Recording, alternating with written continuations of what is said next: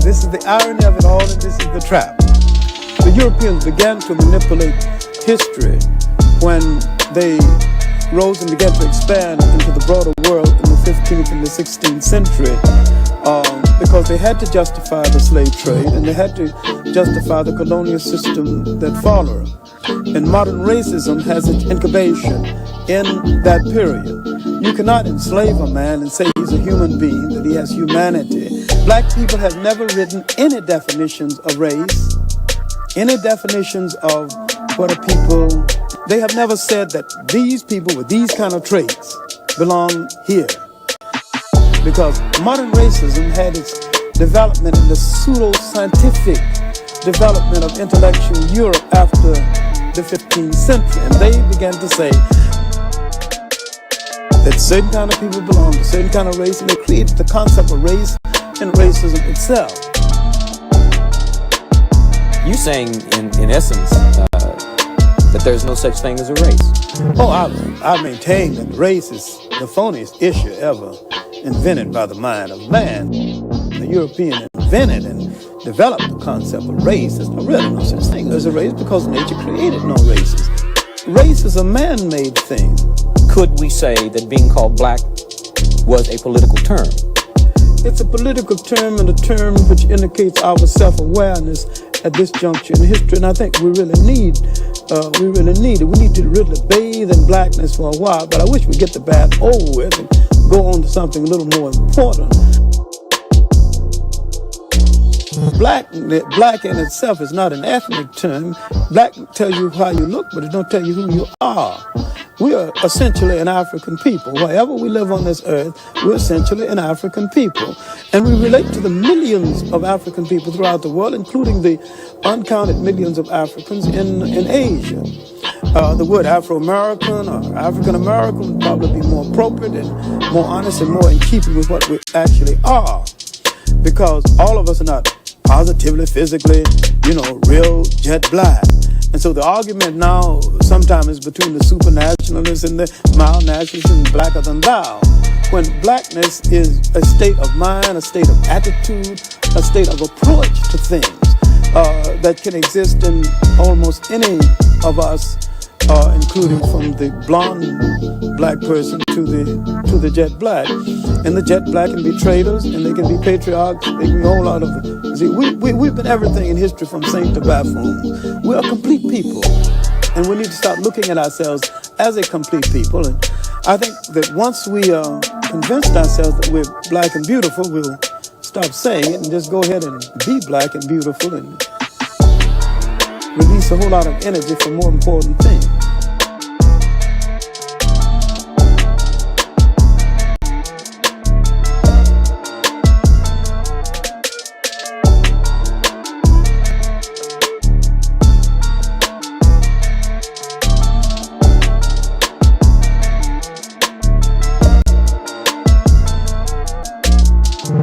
And we need to start looking at ourselves as a complete people. And I think that once we convinced ourselves that we're black and beautiful, we'll stop saying it and just go ahead and be black and beautiful and release a whole lot of energy for more important things.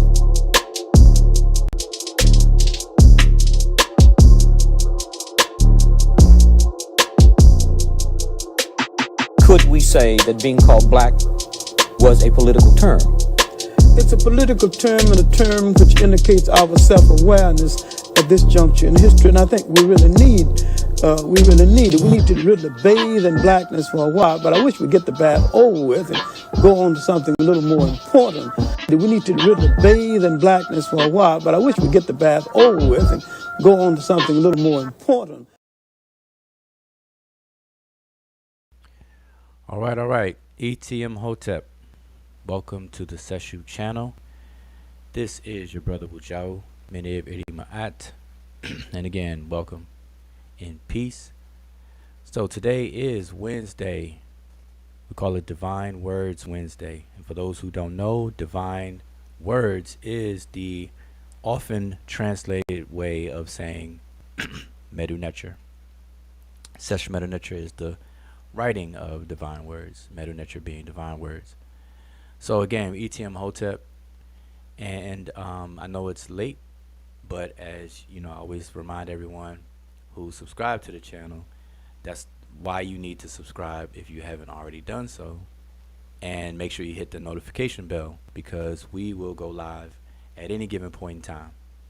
All right, so yeah, so we haven't been live in a while, so I figured we would go live tonight and do a pop quiz, you know, and what that entails. As a matter of fact, let me already turn the chat on. What that entails is me engaging with you all, excuse me, in the chat. And I'm just going to ask random questions about the language. And, you know, I'm going to pitch it slow. We're going to play softball and just see who has answers off the top of your head, or, you know, see who can answer these kind of questions, see where we could spark any conversation. So, but the check-in part of the title, because this is entitled check-in and pop quiz, is just, you know, we haven't been live in a while. You just want to check in and get the temperature of what's on you all's minds, for those who subscribe to the channel and have the shared interest that we all do in ancient Egypt, its language, its culture. All right. But before I actually start anything, I do want to give a shout out to Brother Sanjeti, also AKA Scribe, Sanjeti the Scribe, or Scribe Sanjeti, I believe. He had did a show. He was a guest on a show last night on I think Tuesday Talks on the Shrine of Ma'at his channel, and the topic of that discussion was, and I'm paraphrasing, it was African tradition. I believe it was African traditions with a focus on Kemet, something along those lines. And if you haven't seen it, you know, go check it out. It's on the Shrine of Ma'at's YouTube channel, and he gave a presentation, you know, related to that topic. Now, so, and I saw it, and I was there, and it was a good presentation. Good information was shared. Questions, you know, a few questions from the chat was answered based on the information that was given during the live stream, and so yeah, that was very interesting. So, you know, you all go ahead and check that out. And so I want to kind of speak on that a little bit before I get into the pop quiz. All right, so this is part of my check-in. So let me just give a shout out to those who are tuned in already, and make sure you share this video, and make sure you like the video. Find something about the video that you like so that you could justify your thumbs up. All right, I always say it that way because, you know, I know people may disagree on certain things about information, which is welcome, by the way.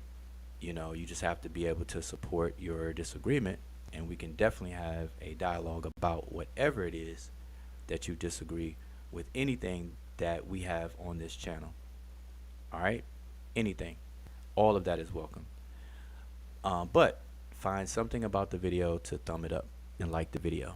All right, my understanding is that, you know, the more likes or thumbs up, things like that, it affects the exposure algorithms and so on and so forth. All right, so make sure you do that. All right, so but shout out to brother Donnie Williams, Deshareb, Ati Zane, and that is all I could see right now. And of course, my co-host Sonat Emiket is in the building. All right, so again, what I want to kind of touch on a little bit, what I found interesting in last night's discussion with the brother Sanjeti, on the topic of African traditions with a focus on Kemet. Now that was the title, if I'm not mistaken. But there was a lean towards the holidays, obviously, because we're coming up into the holiday season with Thanksgiving right around the corner. We just left Halloween. Thanksgiving is around the corner. and then after Thanksgiving is Christmas. All right, and so we all refer to this as the holiday season. Apex, the New Year's, obviously, the apex of this holiday season is New Year's. So that was kind of the lean part of the discussion. Discussion was leaning that way in terms of holidays, which kind of brought up the calendar, the ancient Egyptian calendars actually plural, and things like that. So it was a very good discussion. So make sure you all check it out. Now, what I wanted to touch on and give some commentary on related to that topic is what is the value of holidays, period, just in general. Not a specific holiday, but just holidays, period. What's the value in having holidays? Now, holidays, we say it holiday, but we understand it, or we should understand it to be holy day. So anyway, I just want to give some tidbits and some commentary on that. Shout out to Kafre Ahmos is in the building. All right. So, other than that, before I jump in on that, what's on you all's mind? Type in the chat. What's been going on. Just the chime in part. You all have to inform me of what's been going on. Now, you can skip over any shenanigans, any drama, any of the Wild Wild West stuff. You can skip that, but what's been going on in your studies? At least you all who are watching now. So I'm watching the chat. I know there's a delay. But that should have says glad I was wrong. Is it glad I was wrong? Taught Chief X canceled. Oh, taught lots of that going on. Taught Chief X canceled y'all. Lots of that going on. I'm not quite sure what all that means. That should have. Not all sure what that means. Okay, you all are at work. All right, so you all are working the late shifts. Okay. Some of y'all are at work. All right. So anyway, let's just dive in. It may spark some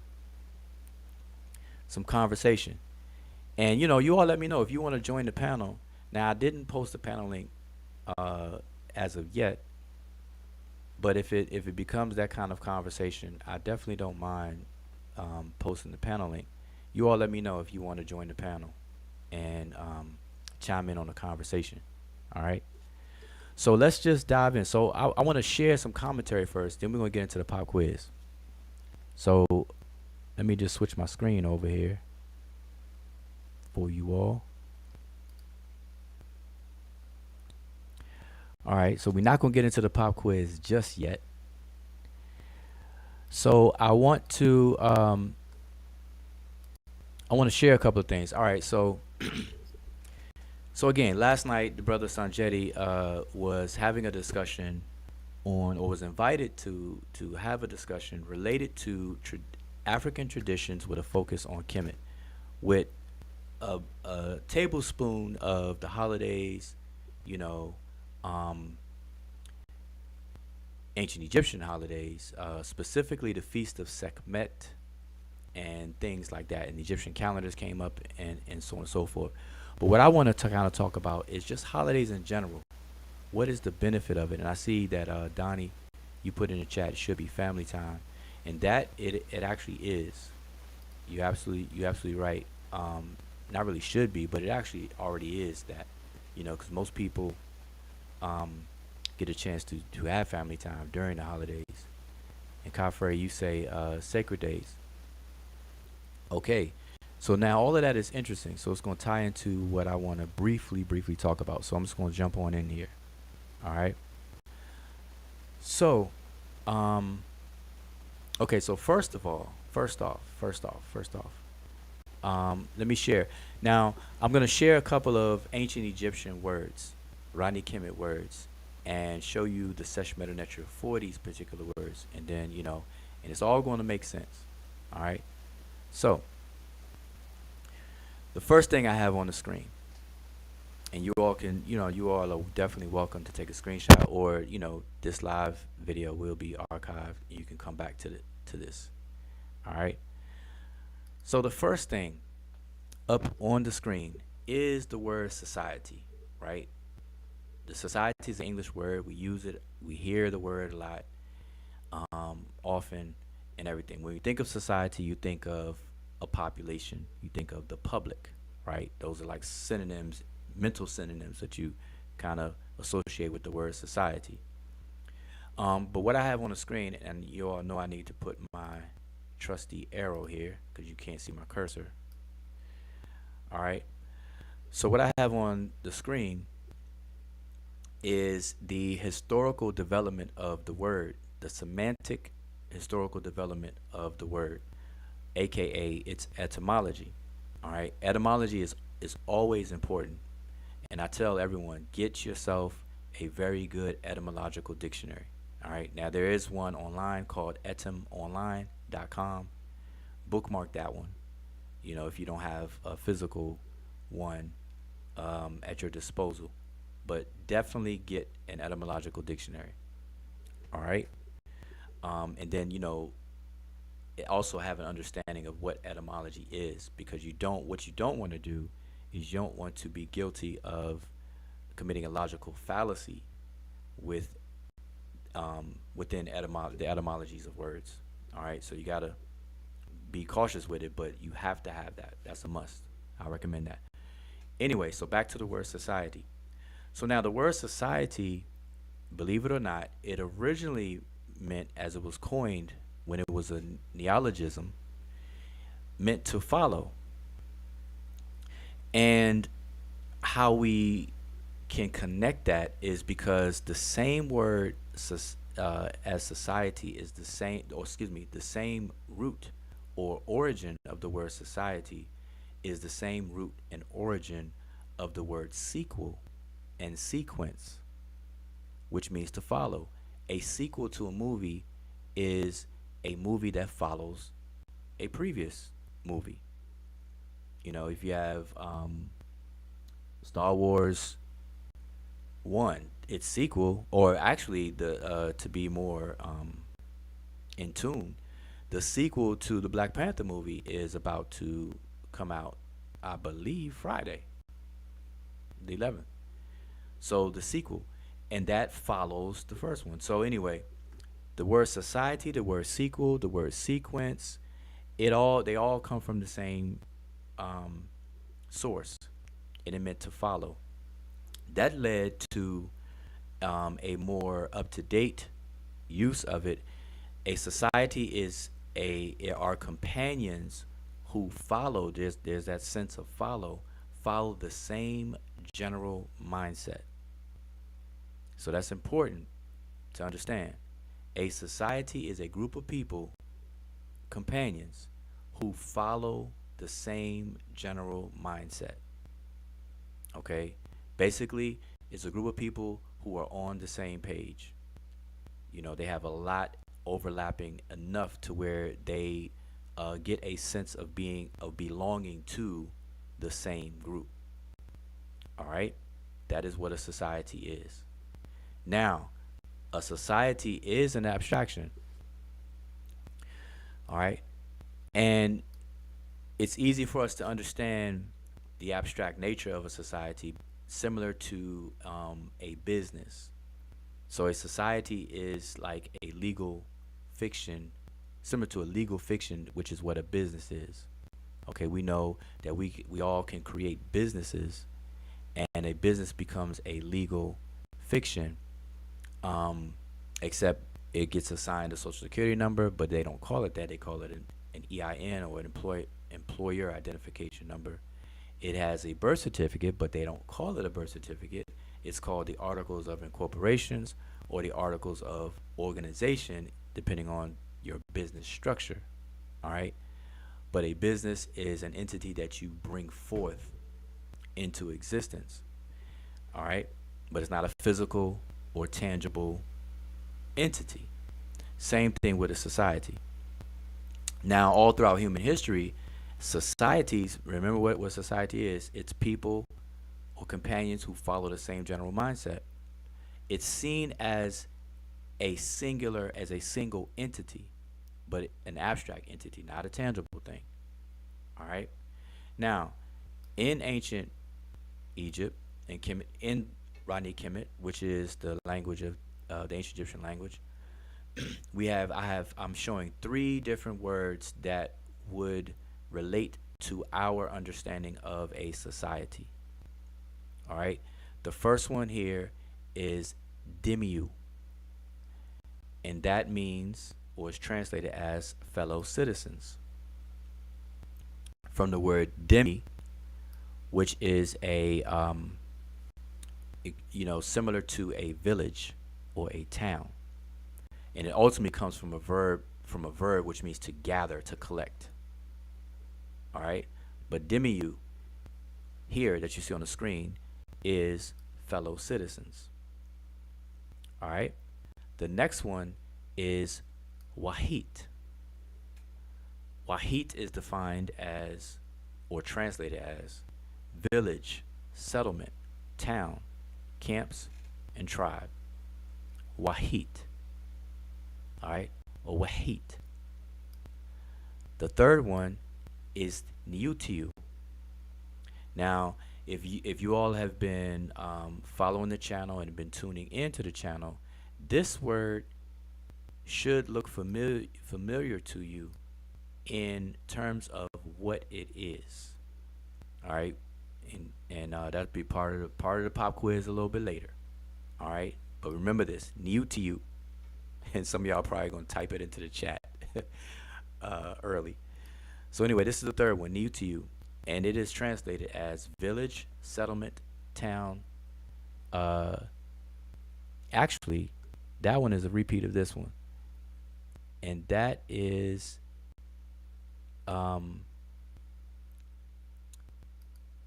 this one is defined differently or translated differently. And give me one quick hot second, because it should not be identical to the one in the middle. But we're gonna fix that real quick, very, very, very quickly here. All right, we are about to fix this quickly. Where are we at? Because I want to get that, I want to make sure you all are straight. So anything that I see that is out of place, I will fix on the spot. So give me a moment. You all can go get your cup of tea, get your glass of water, refill. Refill.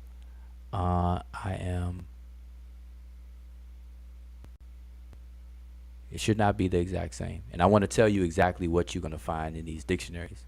All right. So I don't want to be accused. Well, Joe, you said, but what I found was, all right. So it is, yeah, and I'm not sure why I didn't transfer that over. So I'm going to fix this for y'all right now. On the spot, how we do it. So, quick fix, easy fix. So, Niutiu is translated as citizens and townsmen. All right, very similar to Demiu that you see over there, fellow citizens. So, as you can see, each of these three are very, very, very similar, and they all connect to a society. All right. So I want to start there to kind of give y'all a foundation on these different words. All right. So if you did not know, now you know. All right. So next, just take a snapshot of this in your mind. All right, and remember this, and then we're gonna go on to the next share. So the next, and I gotta grab my trusty arrow. Come over here. So the next next thing we're going to put on the table is the word holy. I think Kafre already spoke to this. Holy, in our understanding, holy is something sacred, right? But did you know, and if you didn't, now you're going to know, that the word holy originally meant whole. And it's easy to remember because holy sounds like the word whole, without the spell, without the W. But holy was something that was whole, meaning that it was unimpaired or uninjured. It was something that is intact, whole, not in pieces, not damaged, and not injured. Okay, remember that now. And then this led to, and this is why I have a greater than symbol, it led to our understanding in modern times of something being sacred. Because something that was unimpaired, uninjured, and whole, we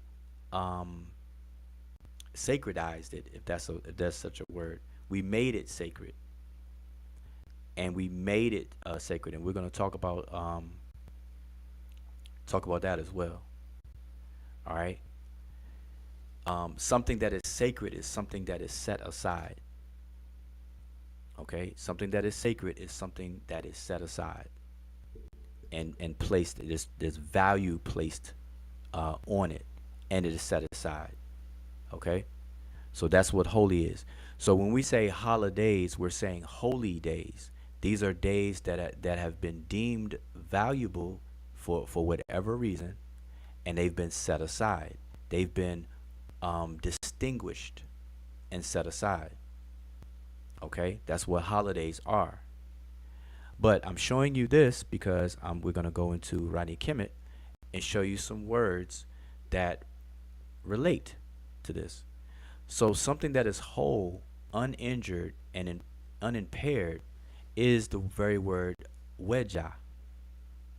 And for those who don't already know, this is the word that is within that my name is made up of. Wu Jau. This particular word is Weja. My name is Wu Jau. It is a different form of the same word. My name is actually a stative, Wu Jau. All right, but that's for a whole nother discussion. But the word is translated as be whole, uninjured, and be intact. So you can imagine what my name means. All right. The next one is Wejat. And everyone is probably familiar with this Wejat eye. Okay. And it is translated as the uninjured eye. All right. It is the eye that was made whole. All right. If you understand the story of Heru and Satuk, when the eyes were injured and then, the eyes made whole and so on and so forth, that Wejat eye. All right. It comes from this idea of being whole and uninjured or being made whole. All right. Even if it was injured. This leads to sacred, which is the word jesser, which means to be set aside or sacred. Okay, that which is set aside or that which is sacred. So you see these words here. So we have weja, we have wejat, and we have jesser. All right, so those are the vocabulary words for tonight. And let's move forward. So remember the previous one, society, and those three words. Remember holy, and these three Rani Kemet words.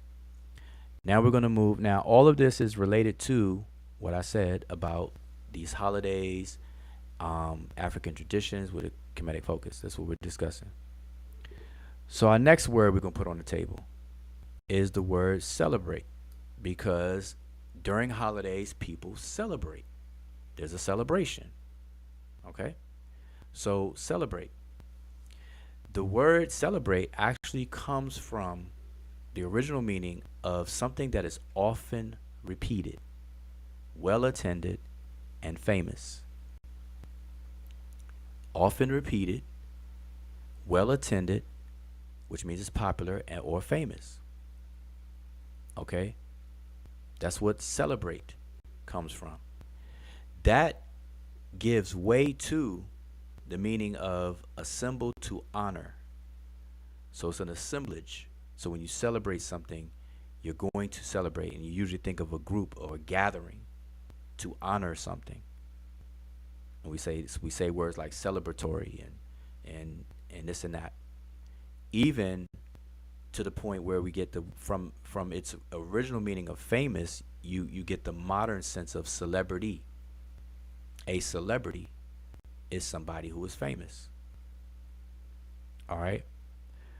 But then from all of that, it leads into perform publicly with appropriate rites. A celebration.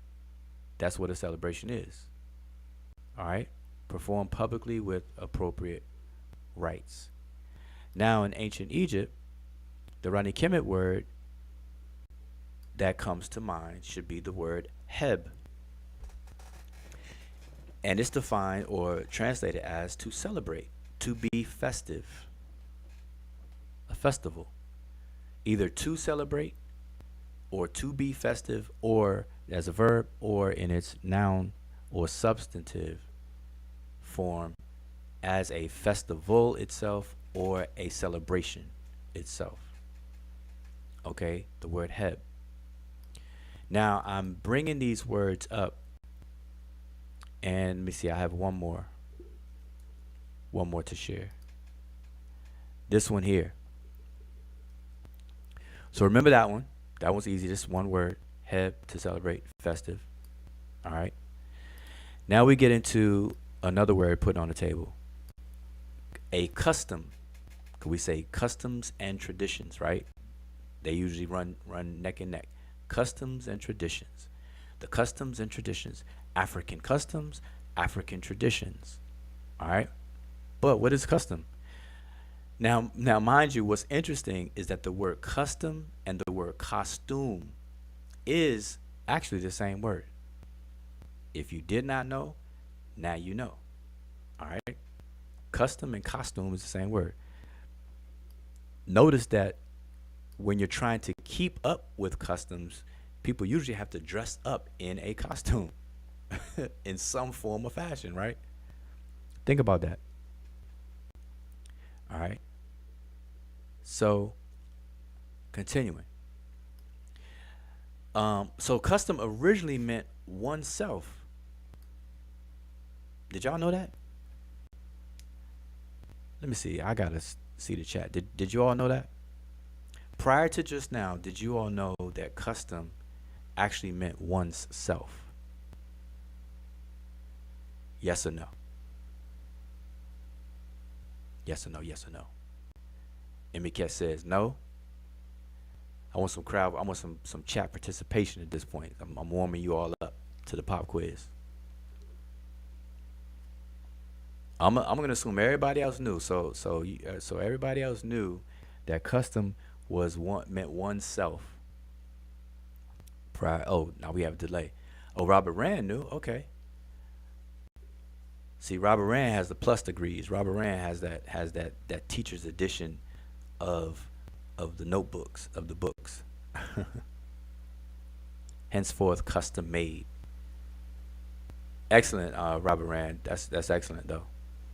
Okay, so to continue, so that's what it originally meant, oneself, and that's actually very good, Robert, because when you get something custom made, it is designed for one's self. It is designed just for you. If you get a custom made pair of sneakers or a custom made suit, well, we'll say tailored, but a custom tailored suit, it is made just for you, for one's self.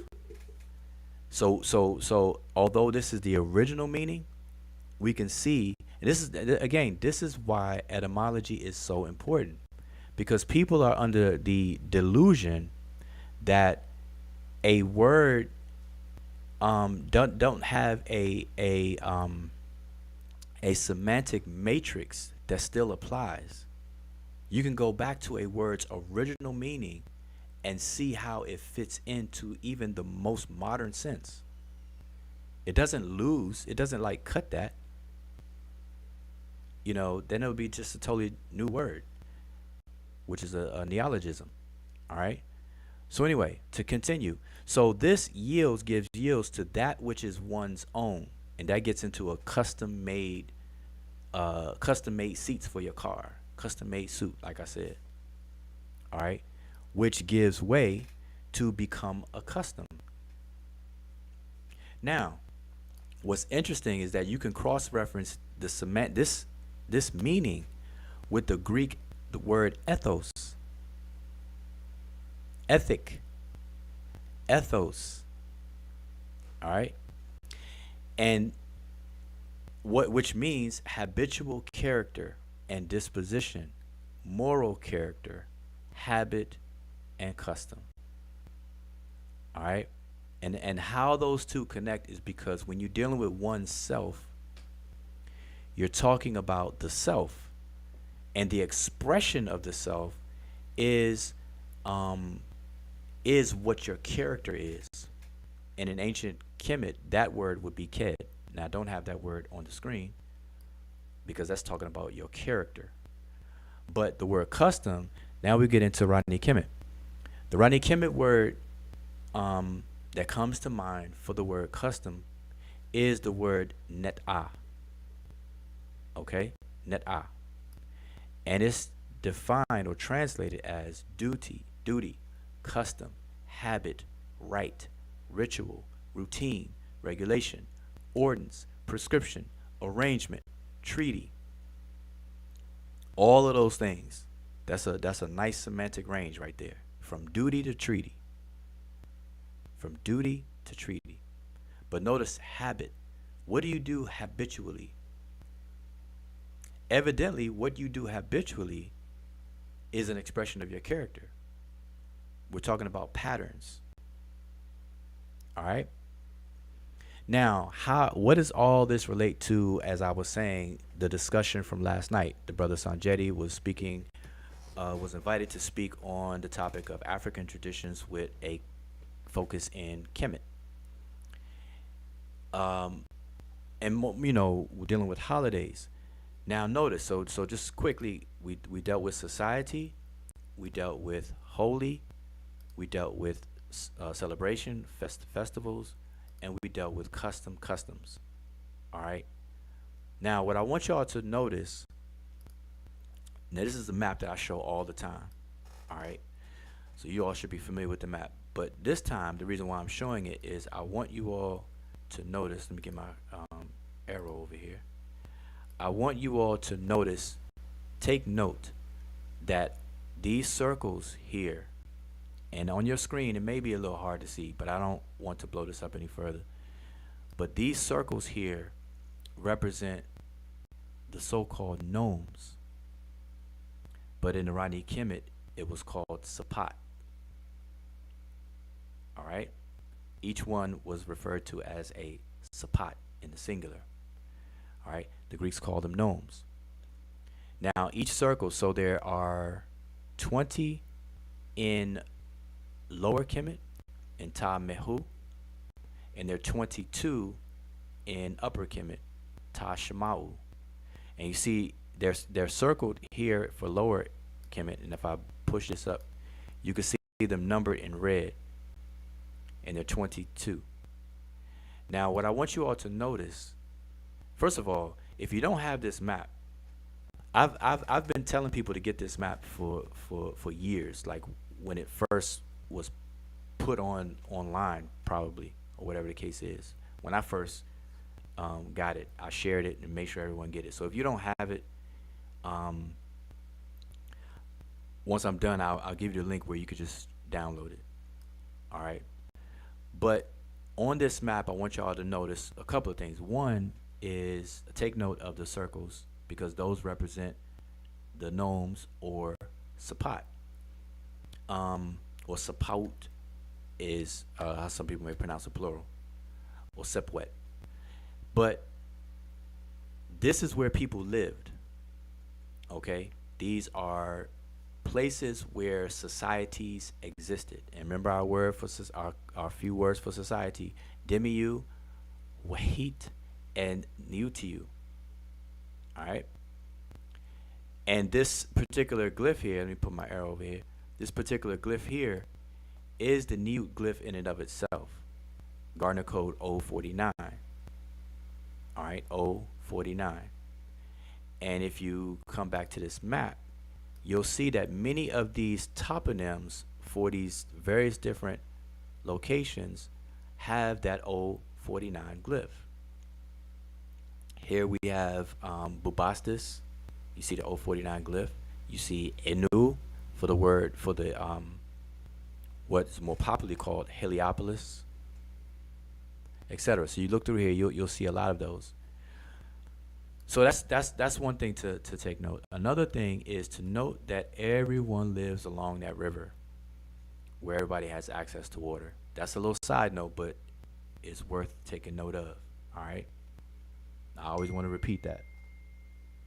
People are all about that river, access to water. Without access to water, nobody's trying to live there in these areas. Okay, so I want you everybody to understand that. So I'm gonna scroll this map. So let me move this to the side. I'm gonna scroll the map. So just look at all these different towns. There are 20 in Lower Egypt, and then there's gonna be 22 in Upper Egypt. But look how far from the Mediterranean Sea. Look how far and far down we go. Far down we go. We're at Thebes here, or anciently known as Waset. All right, or Luxor, people call it today. Karnak as well. Keep on going. We got Heracleopolis, or Nekhen, which is a very significant place. Nakada, Dendera, etc. But we keep going down. Now we're at Aswan. So here's the first cataract. All right, the first cataract is roughly here in the Nile. Okay, and if we were to settle on the southern border of Kemet, it would be around here. But throughout Kemet's history, the border expanded and contracted, depending on what time period and what dynasty you want to discuss. All right, but the average, what most people refer to as the southern border of Kemet, is the first cataract, city called Abu, today Aswan, all right, or Elephantine. All right. So now, the reason why I'm showing this is because let's go back 5,000 years ago. There's no electronic technology that we have today. There are no walkie-talkies. There are no AM and FM radios. There's no radio station. There's no The Breakfast Club, Power 107, Power 97, V103, which is what's down here in Atlanta, 93 KYS in DC, OK 100.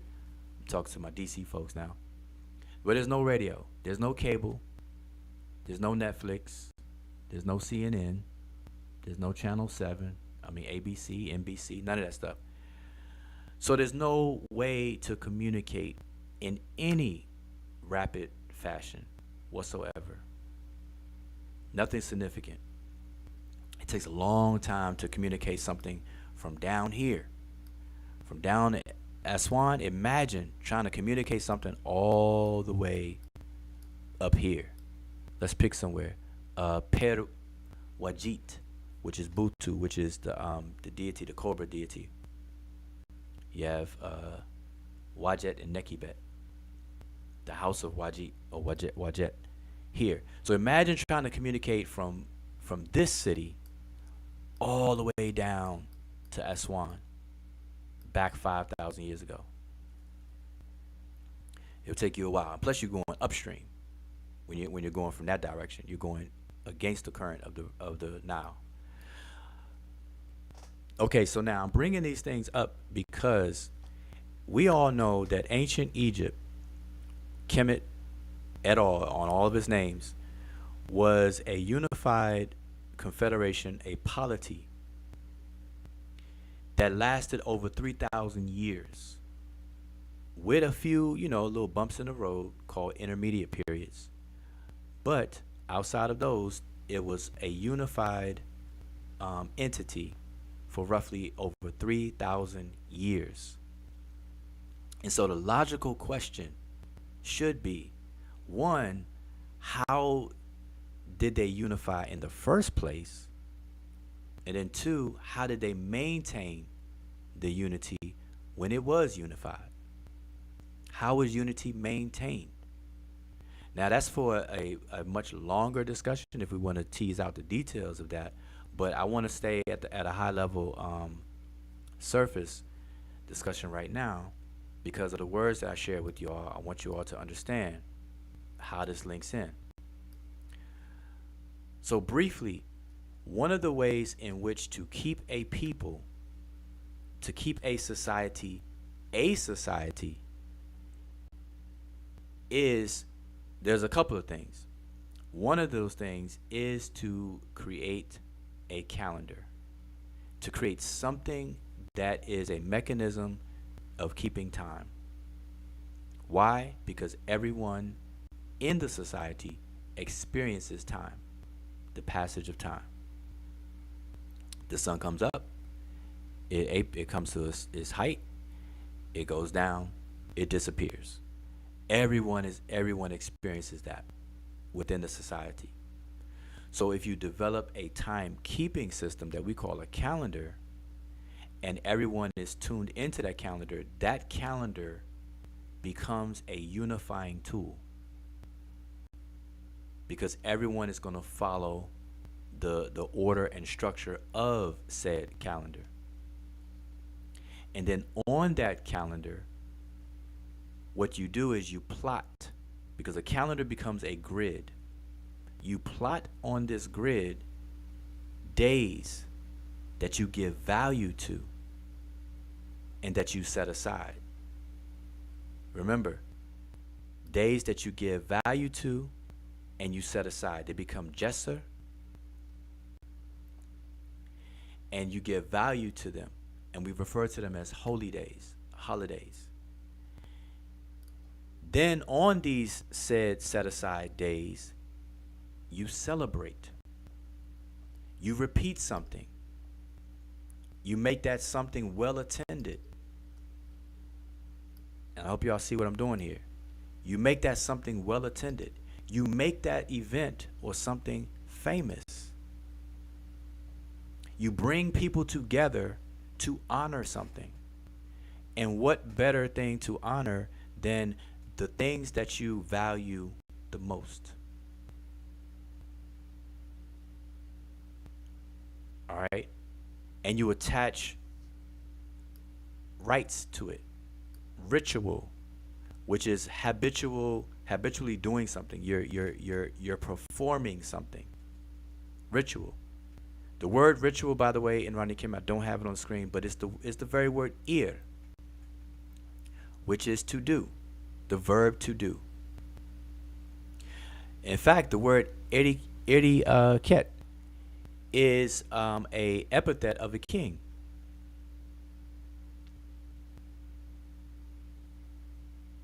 The one who's over the rituals, to perform those rituals. The head person in charge. Iri, to do. Rites. Things that are done. All right? So if you imagine a calendar as a grid of the experience that everybody in this society is going to naturally go through, and you plot important and set aside days on that grid, and you create rites and ritual that is to be celebrated, which means it's to be often repeated and made famous, therefore well attended, then if you do that, then everyone is going to perform these things on the same day. Hence, calendars are a unifying tool. Holidays are a unifying force. And so, the brother Donnie, you mentioned earlier that holidays should be family time. Now notice, no matter if you agree with Christmas or not, in terms of the information that's behind the holiday of Christmas, that doesn't matter, right? Because during Christmas time, you can spend time with your family. Why? Because there's an adjustment during that holiday where people get off work, children are out of school, and it frees up time to do these things. Even if you don't agree with it, atheists benefit from Christmas. One, because things go on sale, and if you shopping, things go on sale. Even if you're not into the toys and Santa Claus bit, but things go on sale. You get off of work. Your family gets off work. The children get out of school. You can spend time with your family. Therefore, you could take a trip to visit your family if you don't live near your family. So whether you're an atheist or you're a staunch Bible-toting everyday Christian, you're going to benefit from the holiday. You're going to benefit from the holiday. Even the racist of racists benefit from Dr. Martin Luther King Jr.'s holiday. Why? Because they get off work. It's a federal holiday. They get off of work. They could do whatever they didn't have time to do. So the point here, though, I don't want to go too far. The point here is that calendars and these holidays act as a unifying force. It is it's what's called a synchronizing tool. It synchronizes the society. Okay? Now remember what a society is. It is a group of companions who follow the same general mindset. So when we ask the question, how did the ancient Egyptians unite in the first place? That's a whole discussion. But how did they maintain that unity? And I want y'all to notice that the ancient Egyptians, or the Remech, they had a lot of holidays. They had a lot of festivals going on. There was a festival going on somewhere all the time. It's almost like when we're growing up in our neighborhood, growing up, and you looking for a party to party. At least where I grew up, I'm from D.C. Somebody had a party going on. In the summertime, there was a party somewhere. You just had to find it. If it wasn't on my block or any particular block, it was somewhere. You just call around, where's the party at? And you just make your way to the party. Be it a block party during the day or a house party, but somebody had a party going on. And so in ancient Egypt, in Kemet, there was always festivals going on in some form or fashion, major and minor ones. Okay? And so my point here is that this is one of the tools to unite people, to unite a society, to glue a society together. All right. Also with the society is, and I don't want to go off on a tangent, but I'm going to prep it for another conversation. Also within the society is the social contracts within that society. And the social contract, or contracts, plural, of a society is its religion. Not to be mistaken for beliefs or a belief system. I'm talking strictly religion, which is a binding contract. Everyone tries to talk about the meaning of the word religion. They butcher it though. They say it means to rebind. See, it's tying you down. It's enslaving you. No, that's not what it means. It does mean to bind, and re means to be perpetual. To do again, meaning perpetually binding.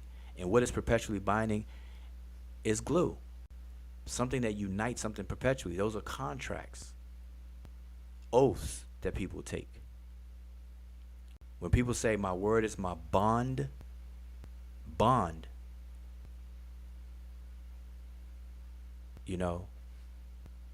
word, not born. Word is born. People say word is born. No, it's word is bond. It's a bonding contract.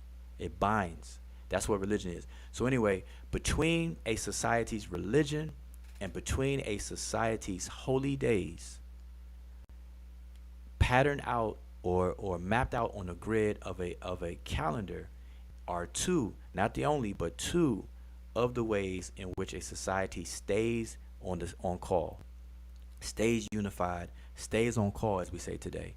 Get on call. How you get people on call? You get people on call by getting people to have the same general mindset. And people who have the same mindset are going to gel together. And that's what this all refers to. And so this is one of the things about holy days and why these different communities, be it Egypt or not, these indigenous communities around the world, they have a lot of celebrations. They have a lot of holy days. And people just don't understand that those holy days is what keeps them connected, keeps them binded as a people. All right. So anyway, I just wanted to share that. That was my brief little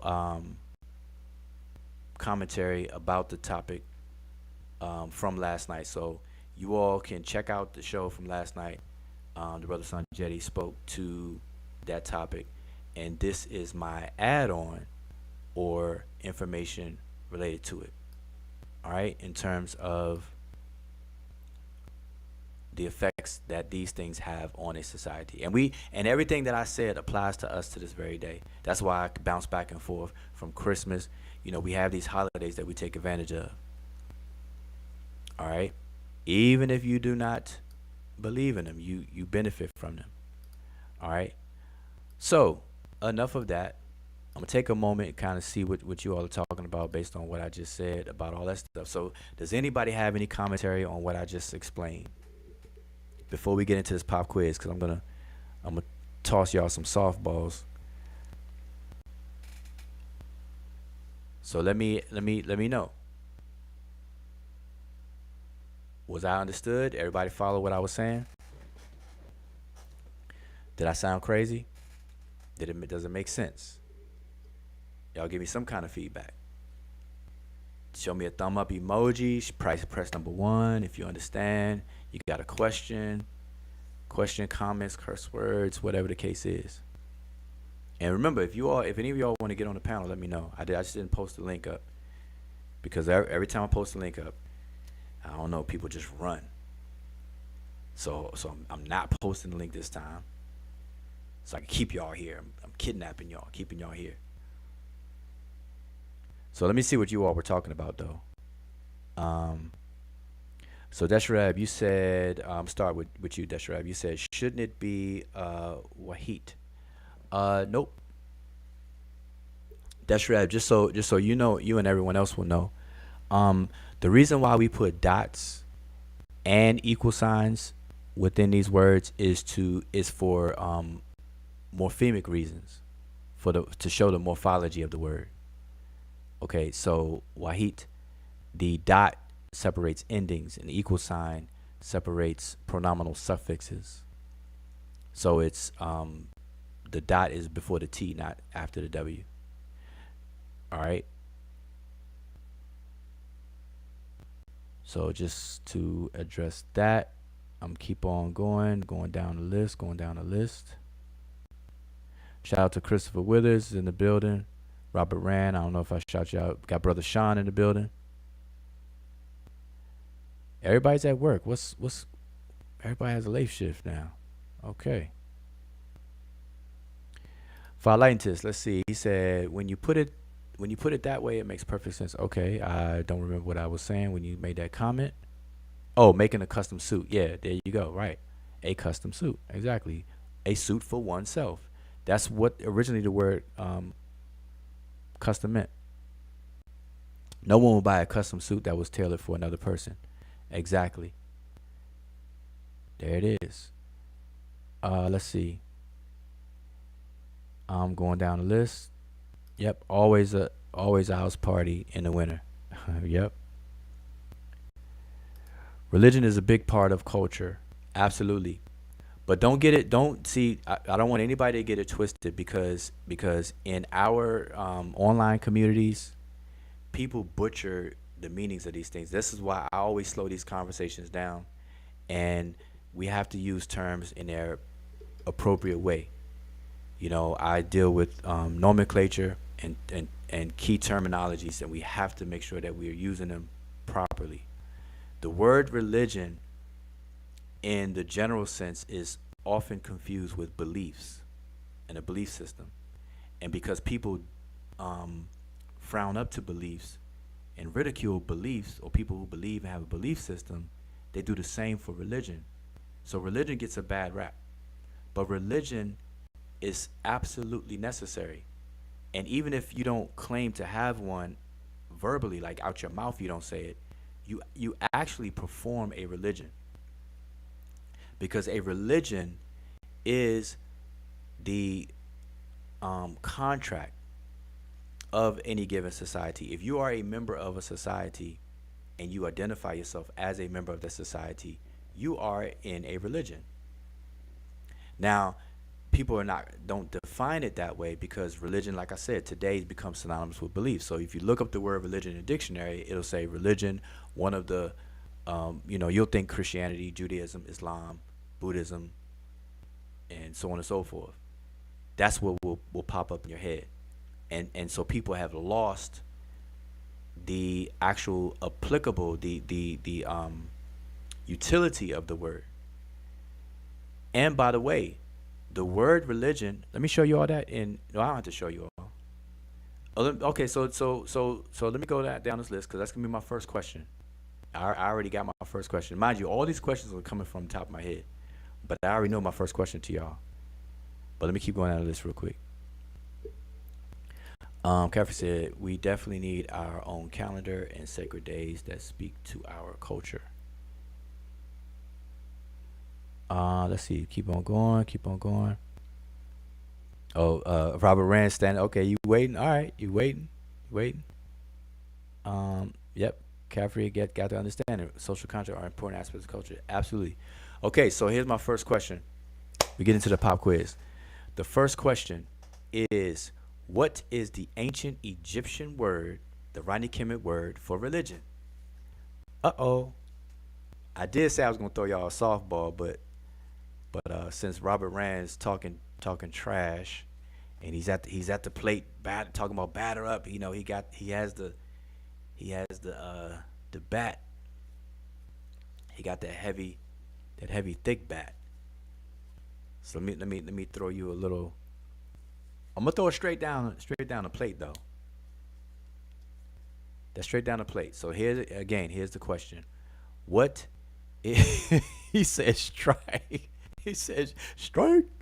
I wish I had a umpire voice. Strike. This for everybody.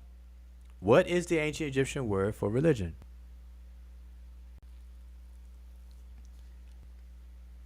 Anybody else want to take a stab? What is the ancient Egyptian word for religion? Okay, Kafre says there are none. Actually, it's Kafra. Deshrab says Ma'at. Okay, so we got a couple. I need one more. I always wait for 3 responses. Well, Robert Rand gave a response. He said he don't know. Okay, Asar says, last time I checked, there wasn't one. Okay, so I'm going to put you all up on some game, all right? So you've heard it here. Now, I've said this before on this channel many times. That's why I'm surprised y'all didn't cheat and just say it. But the ancient Egyptian word for religion is the word Ankh. Again, I'm being bold because I know that people say ancient Egypt didn't have religion. They don't even have a word religion. They lied to you. Okay? They lied to you. The ancient Egyptian word for religion is unk. It's unk. All right?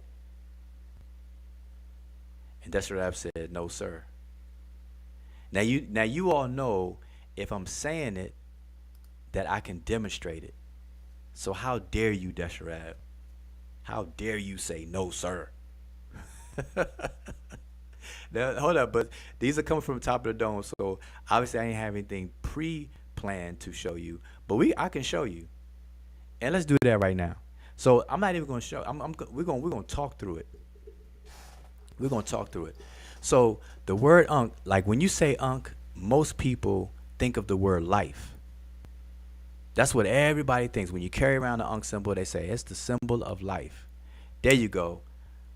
And Pianki hit it on the head. See, you cheating. You are cheating. But that is the word. The word unk that means oath is the word unk that means religion. Because what is an oath? Now see here, this is why I need you all to think critically and have your thinking caps on. That's what we do over here on this channel. All right? Let me put this back up on the screen.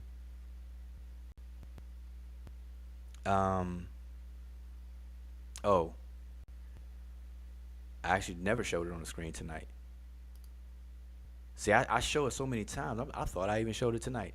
But the word, remember what the word religion means. The word religion, and hold on, let me pull this up. We're gonna slow walk this a little bit. I'm gonna find it. Y'all give me 1 second. You can talk amongst yourselves. Go get your tea. Go get your notebook. Get your extra pen. All right, give me 1 second. Because I show this all the time, so let me pull it up. See, I just wasn't prepared. All these pop quizzes from the top of my head. But let me see if I have this word in here, and we're gonna find it.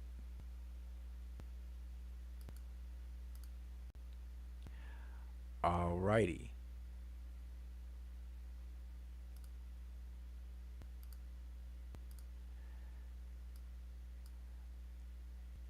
All right, so here we go. And I want y'all to see it, so I'm going to take the chat off for a quick second, remove this. I want y'all to see this. Again, remember I told you all, we got to be very, very specific. So the word religion, it comes from the Latin religio. Originally meant what? Obligation or bond. Is that not an oath? You're obligating yourself. Okay? You're binding yourself to something. When you give an oath, when you take an oath, when you take the oath of office, you are swearing to do something. So help you, whoever, whatever. When you get married, you're taking an oath. Till death do us part. And boy, a lot of people be breaking that oath right there. Divorce is the oath breaker. But anyway, so keep going. It was probably derived from the verb relegare or relegare, which means to tie back, to tie tight. Now remember this. I want y'all to understand the word, the semantic scope we're dealing with. To tie something, okay? In order to tie something, something has to be some kind of rope type of object to tie something, right? A rope ties things, all right? A compound formed from the prefix re, which means back. And see, re, back, meaning to perpetually do something again. That's what the prefix re is in Latin, okay? And then we have the word legare, which means to tie. Okay, and this word legare is the same root or origin of the English word liable, which means, like, in order for you to be liable to something, you have to be tied to it, connected to it, linked to it. Remember, tied, connected, and link are synonyms semantically. When you're liable for something, you're connected to it, you're linked to it, you're tied to it. And it also is our word ligament for ligatures and ligaments in our muscles and bones, near our muscles and bones. Okay? It developed the special sense of bond between humans and the gods from the 5th century, et cetera, et cetera, et cetera. But remember this, that religion is a bond. Now, Ampianki hit it on the head. The word unk, not the word that means life, but the unk that means oath, is its equivalent. So when somebody tells you there's no word religion in the Egyptian language, you inform them of this because they're wrong. Because unk, if you look in the dictionaries, it will say oath, but an oath is a bind, a bond. Now, to reinforce this some more, if that's not enough for you, to reinforce this, my second question to y'all in the chat, let me put the chat back on. My second question to you all is, what is the word for prisoner in the ancient Egyptian language? What is the word prisoner? And y'all have heard it, fairly recently when the people were trying to argue, fuss, and fight over whether Egypt had slavery and stuff like that. Now, mind you, while y'all are tossing in your head, don't confuse religion with belief system. Don't do that. From this day forward, don't do that. Kick the habit. Okay? I'm telling you to kick the habit. That is not the right thinking. Religion and a belief system are different, are distinguished. Two distinguished things. Your belief system is different than your religion. Than a religion. But anyway, my second question, what is the ancient Egyptian word for prisoner? And I'm trying to jar your memory with y'all softballs 100 miles an hour. Yeah, but listen, so scratch softball. I'm throwing fastballs, but it's straight down. It's straight down the plate. It's straight down the plate. I'm not throwing a curve. It's straight in the strike zone. It's straight down the plate. It's right there above your knees, right there at your waist. So you give it a good swing. You give it a good swing. But anyway, again, what is the ancient Egyptian word for prisoner? And I want to kind of jar your memory, because in recent fussing and fighting matches online few months back, people were arguing over slavery in Egypt, and you saw the word pop up.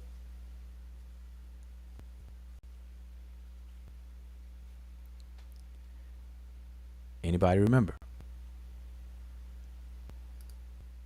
I'm gonna see if I can find it while you all find it. That's my question. That's my next question to y'all, and I need to know if you all know.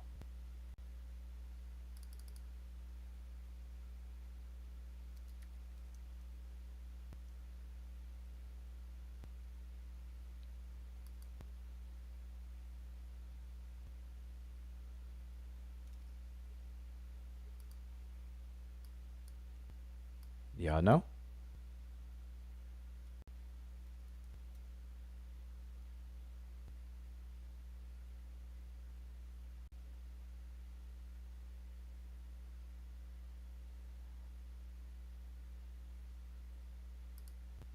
Hold up. Falain says, give us example of ancient Egyptians separating the two, belief systems and religion. Seshu. It's in the words itself. See, unk is different than ignorance. Remember, believing something is to accept something that you do not know. So the state of belief is when you accept something while you're ignorant. So it's a stopping procedure, because in your journey to know, once you accept the ignorance of your state of not knowing, that's when you stop seeking knowledge, and so you're in a state of belief. So there are systems out there that are made up of the stoppage of the seeking of knowledge. And I want y'all to understand what I'm saying and hear me clearly, that everybody starts off in ignorance. No one knows everything. We don't know everything. And so we live our life seeking knowledge from the cradle to the grave. And we're always constantly learning. We're always constantly experiencing things in life. So life as a journey is a knowledge-seeking event or endeavor. But in moments in time in your life, you stop seeking and you accept not knowing. And all those bits and pieces of acceptance of things that you do not know, when it's organized and structured into a system, and then more people adhere to those same things, it becomes a belief system and it becomes popularized. And so we have, like, for example, the Abrahamic belief systems subdivided into Judaism, Christianity, and Islam. Those are belief systems. And in those belief systems, one of the things that may not be overtly said, but is definitely there, and you can feel it underneath it all, is it's anti-knowledge. In fact, if you go in church and you ask too many questions, you're in this, and I'm not speaking 100% of all churches, of course, but the sentiment, if you go to these various different churches in general, you can't ask too many questions. And if you do, you're subtly made to feel kind of guilty, or you're given answers that you should. I mean, even the extreme. Some people would say you shouldn't even question God. The fact that you're asking that question, you're questioning God, and you shouldn't do that. They make you feel guilty, or they make you feel like you're doing something wrong. And if you don't believe that, the first story in the Bible, in the Bereshit or the book of Genesis, that particular character called God in that Bible, in the beginning part, is against knowledge. He's anti-knowledge. And you know that because he created this man and this woman, and we ain't even worry about how, but he created this man and this woman, and he gave them carte blanche. He gave them freedom to do anything they want to do, except for one thing, and that was to learn. He said, of anything you can eat thereof, except for that tree of knowledge. You know, they expand on it, say the knowledge of good and evil, but it's knowledge. That you could partake of anything, but don't touch that tree of knowledge. Because if you do, in the day that you do, in the day you eat thereof, you shall surely die. So God threatened them. He said, not only did he say, don't seek knowledge, he said, if you do, you're going to die. So back then, to seek knowledge was death. You're risking your life. Now follow me on this now. Then later on, this other character comes on the scene called the serpent, Nakash in Hebrew. The serpent comes into the scene. He pulls up to Hawa, aka Eve. He pulls up to Eve and said, hey, is it true that God told you not to eat of, or not to seek knowledge, and that you would die and all that kind of stuff? And she said, yeah, man. So we don't go over there. We don't touch that. I don't want to risk my life. And he's like, man, God is lying. You're not gonna die. In fact, if you seek knowledge or you partake of that tree, not only will you not die, but you'll become like God.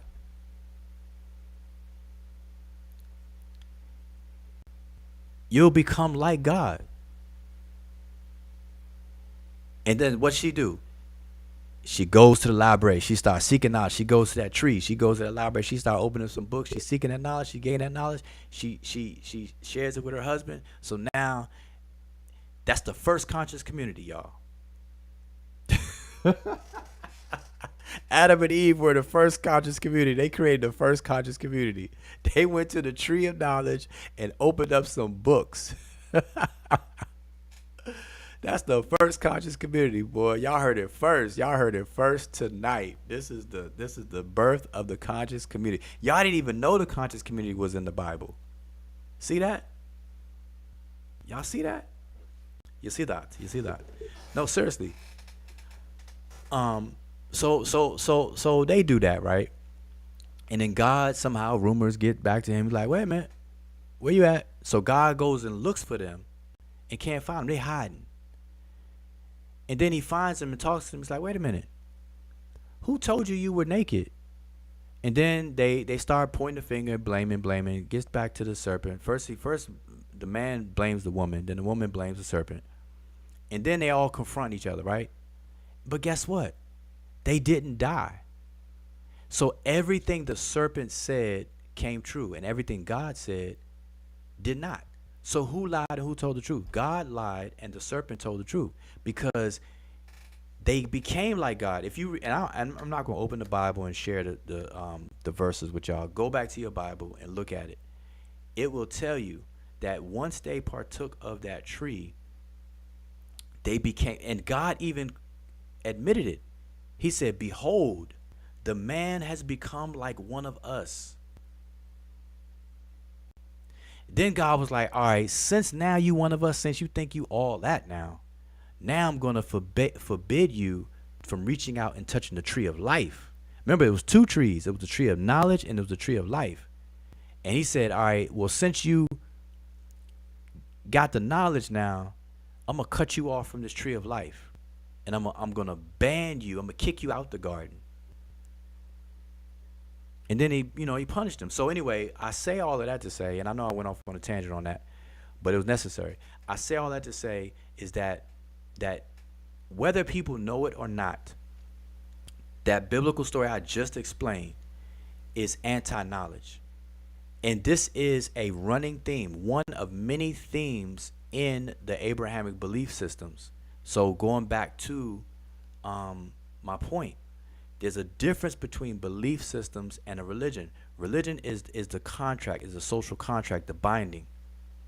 A belief system is a system of beliefs. These are when people start to accept what they don't know, and they're comfortable with that.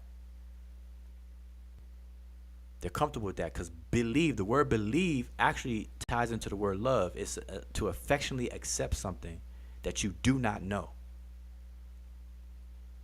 To have something, to own something, to possess something that you do not know.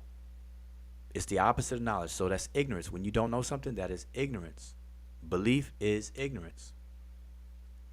So anyway, so all you do is look up the Egyptian words for ignorance and how they used it and stuff, and how they produced knowledge, rek. They called it rek, knowledge. Rekiem ibi. And people mistranslate that, or they misassociate that phrase, rekiem ibi, with man know thyself, which is really on the temple of a Delphi in somewhere. Delphi temple, temple to Apollo in Delphi, Greece, where they had that in Greek, man know thyself.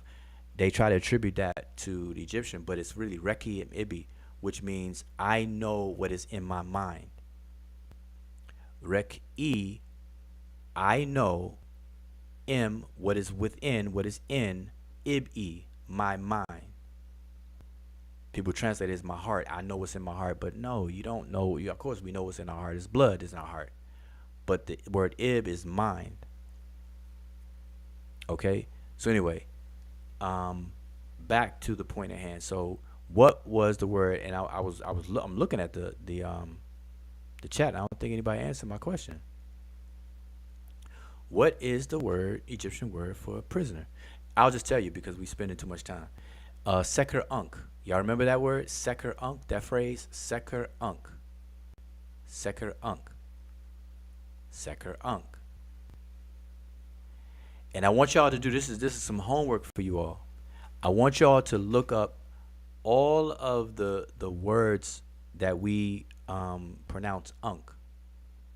They're different words. Most of them are going to be the same word dealing with life, but there are other words that are the word unk. One of them is oath that Ampianki mentioned. The other one deals with a document Now, what does a document, what does an oath, and what does a prisoner all have in common?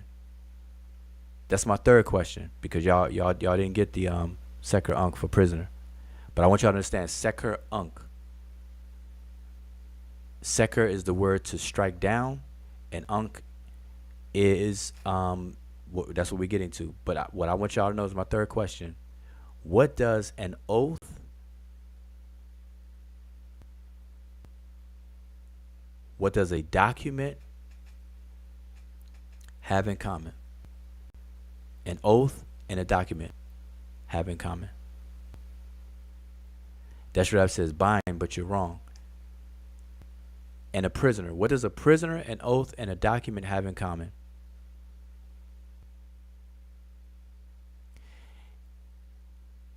Okay, you all are hitting it, but Desharev be swearing I'm wrong, but he got the answer correct. It is a binding, but by what means? It's related to a rope. In all of the ancient Egyptian figured vignettes and depictions, when they depict a prisoner, is the prisoner tied with a rope? Yes or no? Are the prisoners bounded? Yes or no? Are they binded with a rope? Yes or no? The answer is yes. They're binded. Now, documents in ancient Egypt are called majat. The word majat is determined by a glyph, which is a scroll that is tied with a rope, because they wrote on papyri and they rolled it and they tied it with a rope, or we would say a string. I hope y'all are following me on this. It all connects to the word binding.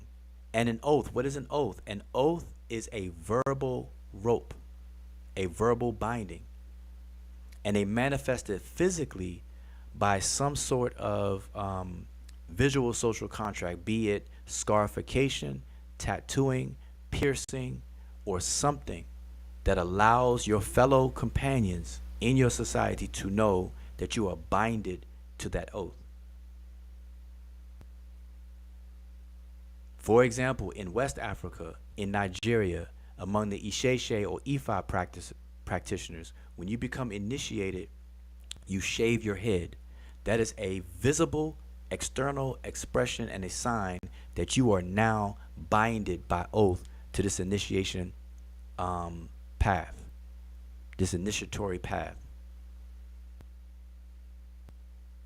You shave your head. In some traditions, they do scarification. They do keloid. They will make certain cuts on the face, the arm, the chest, certain parts of the body, and let the heal up in keloid to show their social contract, to show this oath, this binding. And depending on where you are in your initiatory journey, you may have several different scars. On East Africa, at least in Sudan, they call them shaluks. Scars on the cheeks and the face.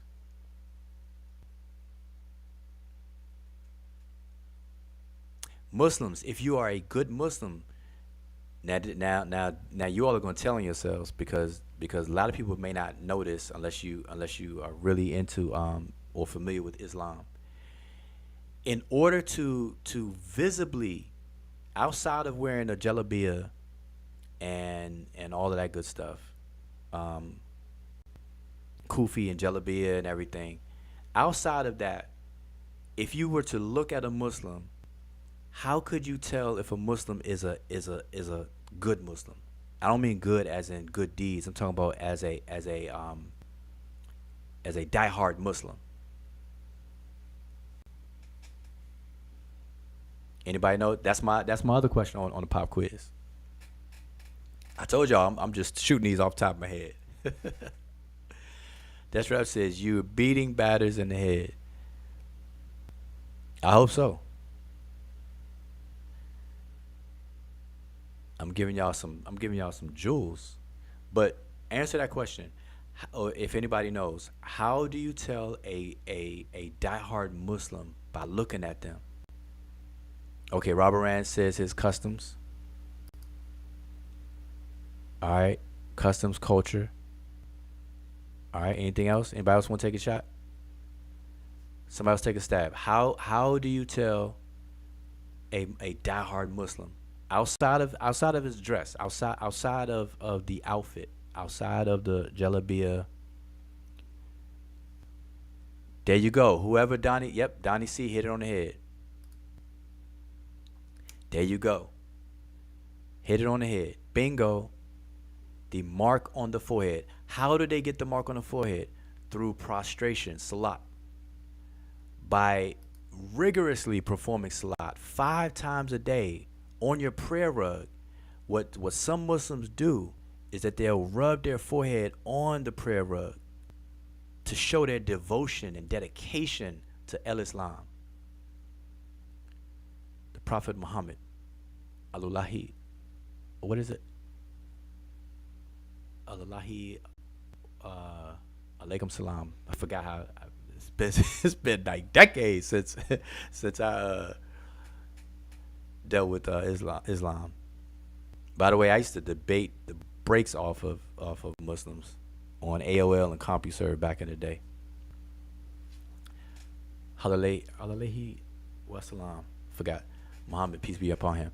But anyway, so if you all know, just Google the salat mark. It's on the forehead. You'll see a lot of Muslims have this dark patch on their forehead. It'll be a dark circle, a darker circle, not dark, but darker than their regular skin. Anyway, my point is that these are visual oaths. It allows your fellow man to know that you are binded. Remember the word linked, binded. Remember the word ligature, to link, to bind. The word liable. You're liable for the Quran, for the laws in the Quran, the laws in the Torah. You're liable for the odus among the Ifa and Isheshe practitioners and all of those things. You're liable to what Desharab said in ancient Egypt, the laws of Ma'at, and so on and so forth. That's why people confuse Ma'at. That's why Desharab, you gave the answer as Ma'at, which is incorrect. It's Unk, which is the oath part of it, the binding part of it. But bind it to what? It binds you to something. So don't confuse the something that you're binded to with the binding itself. That's what religion is. Religion is the connector. And I'm going to tell you, in our modern sense, the only reason why religion got thrown off in its definition today is because of the binding of man to gods. That's where the whole belief part of the idea or semantic scope of religion comes in, because religion later became a binding or a connection or a link between man and God or gods. And so anything that binds man to a god is considered a religion. Hence, that's why you say Judaism, Christianity, Islam are now called religions.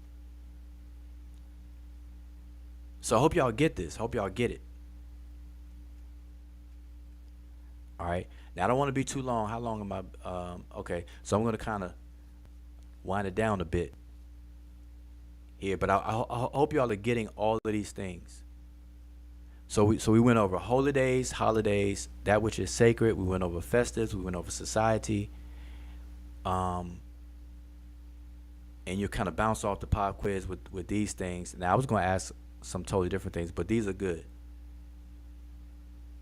Deshreb says, anachronism getting you in trouble. See, Deshreb, you matter of fact, Deshreb, I tell you what, since you're here now, do you want to come on the panel? How many of you all, hey, listen, everybody in the chat, if y'all want to see Deshareb on the panel, type the number 1. Type the number 1 if y'all want to see Deshareb come on the panel. If y'all want to hear Deshareb's voice and me and Deshareb one-on-one have a nice conversation. Because Deshareb is always talking about somebody being wrong, but he never, ever backs up anything ever. And I could dance up, down, and around the stuff that is said with no books in front of me.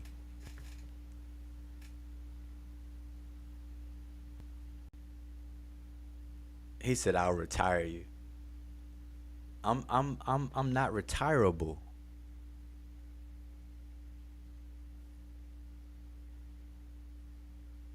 But that's rep. All jokes aside, though, would you like to come on the panel? A simple yes or no would do. I'm not going to judge you.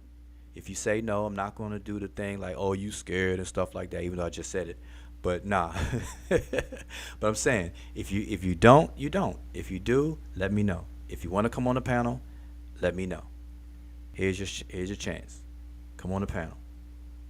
So just yes or no. That should be your next comment. I'm waiting for your comment. This question is to Deshareb. Do you want to come on the panel? Now, I'm not trying to, you're not coming on the panel to debate or nothing like that. We're going to have a conversation because you said a couple of things in the chat tonight and you're just like off. Or you're accusing me of being off. And I want to know. I want to know. I want to know. Anachronism. He said I'm actually performing anachronism. That's crazy. I am so anti-anachronism. When I can show you, matter of fact, let me show you. I can show you better than I can tell you. Let me just go ahead and share the Egyptian dictionary. Let me show you an Egyptian dictionary where the word Ankh is going to show you. Let's see. I'm going to share my screen once I get it up. Give me a second here. I'm going to share my screen and we are going to show. Well, I might as well share it. I'm going to share it and just show you several words with Ankh in it. Let's just do that real quick. Okay, so Deshreb finally gave his answer. Let the record reflect. Let the record show and let it reflect that he said no, sir. All right, no judgment. But you all have witnessed me invite the brother Deshareb onto the panel so that we can have a nice discussion. Everybody bore witness to that. Okay, he said no, sir. I respect that. But let me just share my screen. Let's see, window. And this is going to be the Egyptian dictionary done by Mark Vigas. All right. So if you all don't know, I'm an advocate of anyone who wants to study ancient Egyptian language, culture, etc., to get all the dictionaries. But my recommendation to beginners is always the Mark Vigas dictionary. All right. And I explain that in other videos. But I'm going to share this with y'all right now. And I definitely will have to make that bigger because you all might not be able to see it very well. Make it real big. How's that? Okay, it's big. There we go. So where are we? We are right here. So here is an example of what I was saying before. You see the word Seker Ankh. You see it in the glyphs right here. It won't let me highlight the glyphs. It'll highlight everything. So we have Seker Ankh. Prisoner of war, captive, a living prisoner. Okay. And notice that the prisoner is bounded by rope. All right, so let's keep going down.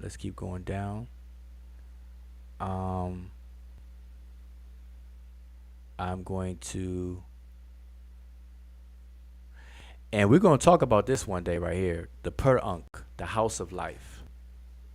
Okay, which was a temple of what? It was a temple called or known as a scriptorium. And everyone knows a scriptorium or school is where writing in papyri is written on and tied in a library. Okay. We have Per Majat and Per Ankh, where scribes go to consult writings and things on behalf of the king. But we're gonna talk about that in another show. All right, because what you're gonna end up finding, I'm gonna give y'all a little teaser. What you're gonna end up finding out is that school is an initiatory system. Like what we're calling school today is nothing more than an initiatory system.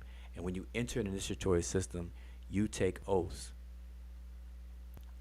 And when you develop a system, a procedural graduated system in sequence, we call it a school. So right now we have K through 12, where once your child reaches roughly the age of 5 years old, you put them in kindergarten, and then they march all the way till 18 years old when they graduate high school, which is 12th grade.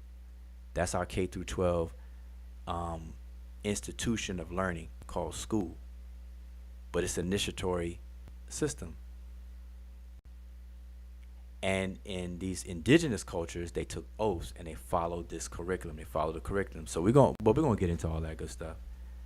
The house of oath takers. But anyway, we're gonna go. So let's find some more. Here's another one for prisoner. Seker Unk. I am trying to get to a interesting one. Unk Netcher, a snake that protects the dead. Now, mind you, so check this out. Now, I'm gonna show you all the semantic connection, right? A snake that protects the dead. When you see a snake, okay, here's another pop quiz question. Can I put the chat back on the screen? Yep. Here's another pop quiz question. This is a little side note question.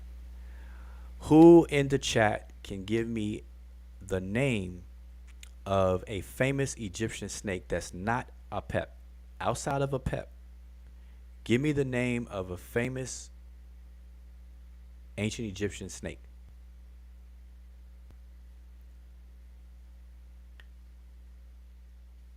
All right, I know there's a delay, but I want anyone to give me the name of a famous ancient Egyptian snake. And I'm gonna give y'all a hint.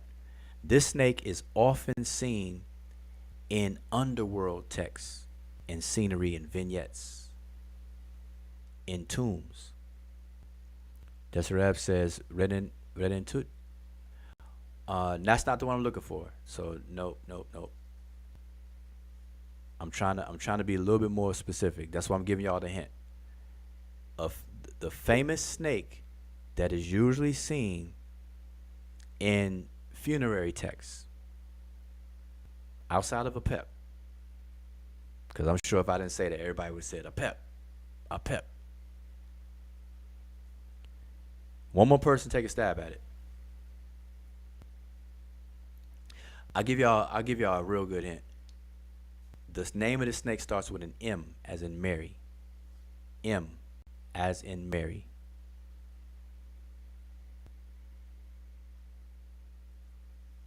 M as in Mary. M as in Mary. Starts with an M. Now that I gave that clue, let's see if anybody boy that's what I've said. Amit. Amit means the eater. Amit is amalgamated lion, crocodile, and all kinds of stuff. Desharab just says anything. I see why you won't want to come on the panel.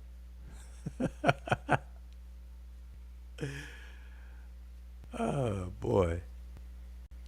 Desharab will just say anything.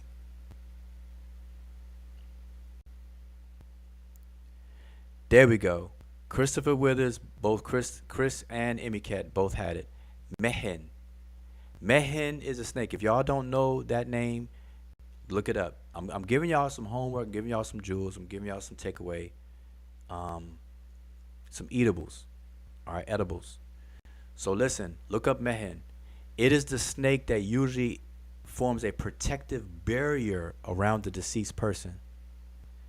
And the reason why that popped up in my head should be obvious, right? It should be obvious. If you look on the screen, Unk Netcher is a snake that protects the dead. So what else surrounds things that protects it? Something else that's around things that protect is called a shin ring, the ring of protection. Another object that protects something that surrounds it is called a shinu, aka cartouche, which is a rope, a tied rope that is looped around, in which the king's name is placed in the middle, in it.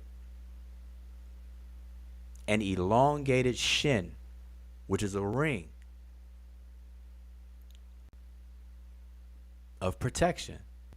It's a rope. The Ankh itself is a rope. Anyway, I'm just dropping all those things on y'all. I'm going to keep on going down. Let's keep on going down the list because I want to get to Ankh. All right, here we go. So now we start with the actual S34, Gardner Code S34 glyph itself for Ankh. So you see how it's defined as life, comma, oath. We have an Ankh that means sandal strap. How in the world is Ankh being translated sandal strap? I'll tell you how. Because the sandal straps in ancient Kemet had something that binded the material to the foot and ankle. So it didn't say sandal, it said the sandal strap. Everybody knows what a strap is. It's something that connects two things. Your seatbelt is a car strap. It's going to bind you to the seat. Make sure if you get into a accident, you don't pop out the car or bounce around in the car, right? A car strap is a seat belt. We call it a seat belt today. A sandal strap is something that straps the material between the ground and your foot and your ankles. Y'all understand? Here's Ankh. Swear. Here's Ankh. An oath. Ankh, a captive, prisoner of war. Ankh, a captive. What do captives and prisoners of war have in common? They are binded or bonded, bounded, bonded. With what? A rope. An oath is an invisible rope. Is a rope with for your words. It is literally the connection between what we say on the street as my word is my bond. We're saying oath, Ankh. We're saying an oath. We're saying Ankh. Word is bond. Ankh. All the people, word is bond, son. They're saying Ankh. Anyway, I just wanted to show you all that. Now I'm going to stop sharing, though. Just wanted to show you all that. Put this back on the screen.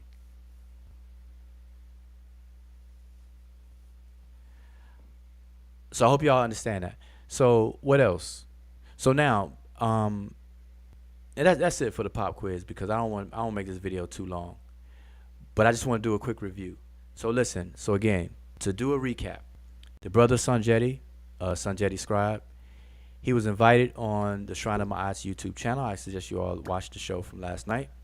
He did a presentation. He was asked to speak on African traditions with a focus in Kemet, and centered around holidays. And he spoke about the festival of Sekhmet, the Sekhmet festival of Sekhmet in particular. And people asked questions. The calendars came up and things like that.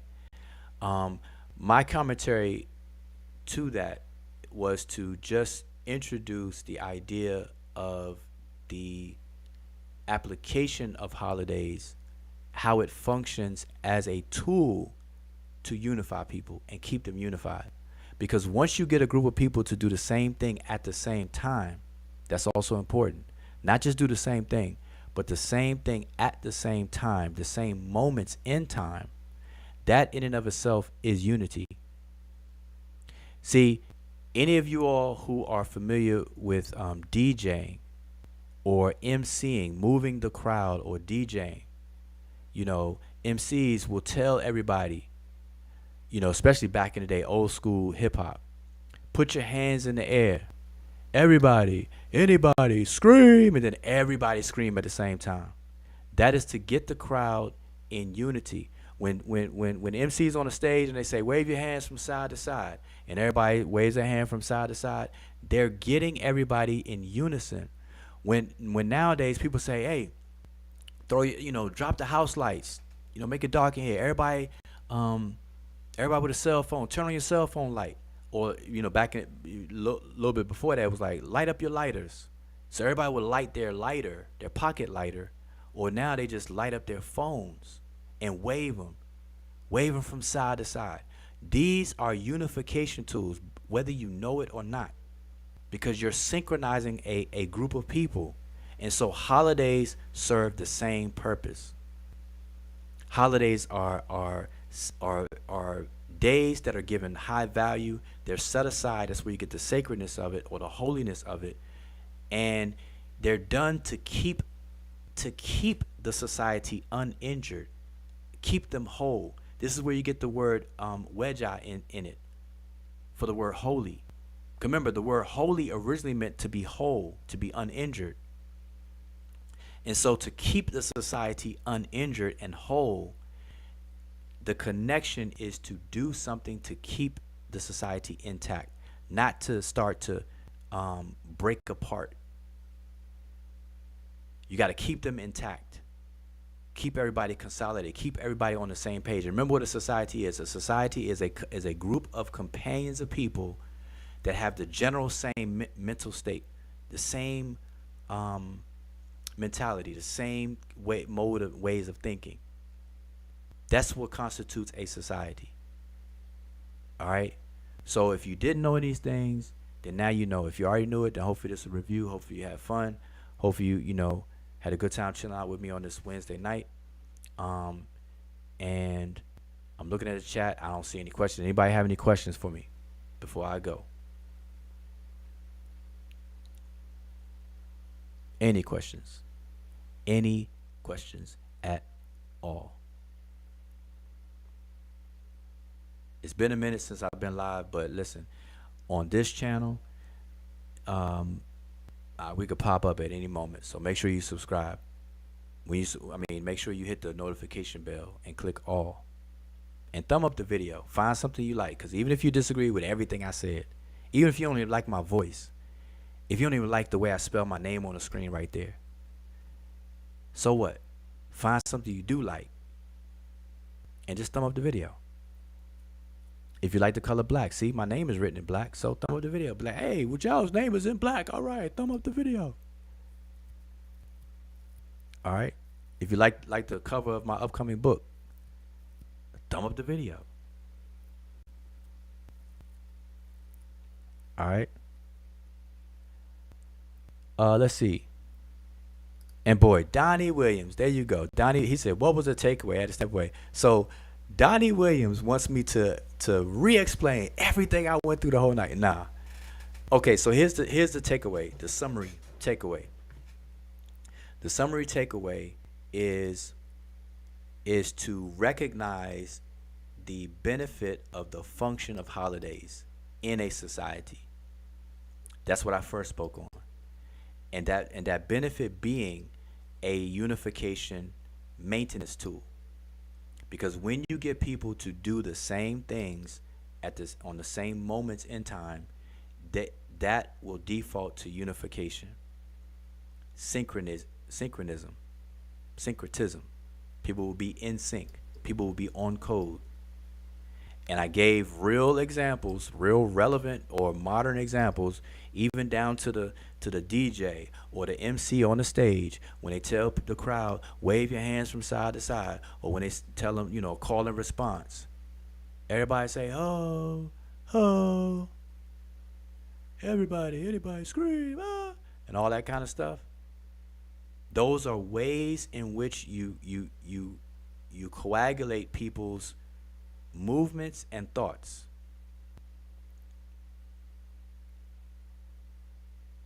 You start to glue them. And I use the word coagulate, how blood coagulates and gets, kind of thick because it's bonding. binding, bonding. Y'all gonna get used to this. Religion is a binding, bonding process. Holidays are religious because it binds people together within a society, and it keeps the society a society. Once you lose your holidays, once you lose your syncretism tools, you will lose your society. And somebody, I forget who said it, but somebody earlier said that we need our, I think it was Kafre, we need our own rituals and our own holidays and things like that. And it's absolutely right. But before we can ever even imagine to get there, we, air quote, we, have to first define the we. Because remember, you can't pull the cart before the horse. What defines a society is the fact that everybody's on call and in sync with one another. We have to first find that. Skin color is not going to cut it. This whole flat black stuff and everybody, just because everybody approximately looks similar, this, that, and the third, nah. Societies were not built on that. Societies don't emerge because of that. Like minds flock together. They say birds of a feather flock together. Like minds flock together. That's just it. All right. So anyway, I'm coming to the 2-hour mark. I will definitely start to shut this down. So I appreciate everybody tuning in. I don't know about y'all, but I had fun. This is my way of having fun. This is the nerdy fun. This is not. It's not sexy for other people, because we don't get into the drama and name calling and interrupting and imploding and stuff. Boy, the behavior on these YouTube streets is off the chain. Off the chain. Oh, let me end with this. Let me show y'all this. This is gonna be my last thing. And what I'm gonna try to do is what I'm gonna try to do every time I go live. I'm gonna try to where am I? I'm gonna try to share with you all something that I've come across that I feel is quote unquote pseudo. And I saw something earlier. I posted it on Facebook, and I'm just gonna share it on the screen with y'all. This has to be a recent most pseudo thing that I've seen, and it's this right here. I'm gonna blow it up. I put it on my Facebook timeline. So I don't know if y'all have seen it there. If you haven't, but that is pseudo as all outdoors. All right, by our definitions of pseudo. It says etymology of Kentucky. Now, earlier I said make sure y'all get an etymological dictionary. If you don't have one to get, physical, make sure you bookmark etymonline.com, right? But look, it says etymology of Kentucky. Ken means king and Tuck means Tut, the land of the ancient Egyptian pharaoh. Kentucky, United States. Boy, man, that made me laugh, man. But anyway, that's pseudo for you. That is pseudo for you. Phalantis, this is it. I'm out after this. The Sesh, before you end, what can the tree that a king's name is written on be identified as? The one that Seshat is seen writing on. What does that tree and the fruit on it look like? So Phalantis, I don't know exactly the image that you're thinking about, because Seshat, when it comes to the king, Seshat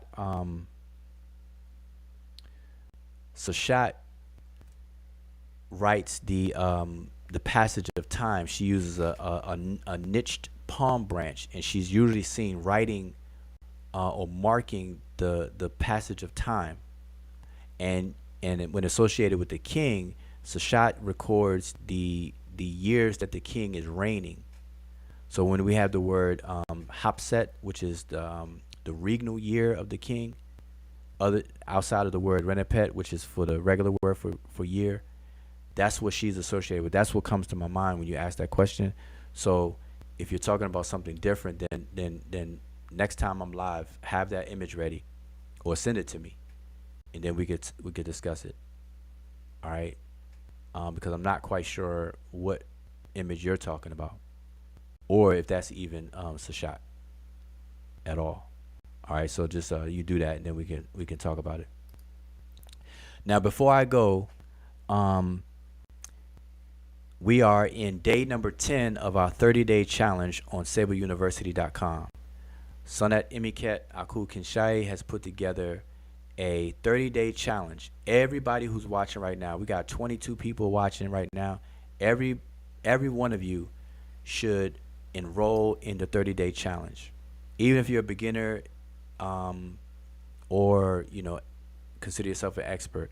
It's a challenge dealing with transliteration and translation of some basic inscriptions, some real short basic inscriptions, and it's one that's dripped out every day. Right now we have 10 because we're on day 10, November 10th. It started November 1st, and it's gonna last one is November 30th. But there's no when you enroll, you can go to the first one, even though we're on day 10. Okay, so but everybody needs to take a stab at it. It's fun. It's free. Just go to sableuniversity.com. I'm sure Imiket has already put it in the link to it in the chat. Okay, the 30-day challenge, Sesh Meta Netcher challenge. All right, so we're getting back to focusing on some on these things. All right. So with that, I'll see you all on Sable University. I'll see y'all here next time. Until then, like I said, share the video, thumb up the video, give it some exposure. And with that, I am going to say, I'm mixing up everything. One second. I'm trying to actually leave. Oh, last question. What is the word? What is the Egyptian way of saying goodbye? Everybody in the chat, what is the Egyptian way of saying goodbye? Let's see who answered that. The Egyptian way of saying goodbye.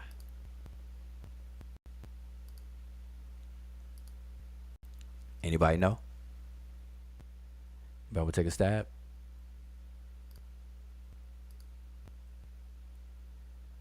Oh boy, Imiket messed it up for all y'all. We all know Imiket's gonna know. Imiket's gonna know. She put Shimon Hotep. Yep, Kafir Almos, Shimon Hotep. All right, so with that, I am going to say Shimon Hotep, and y'all check this out, and we are definitely out.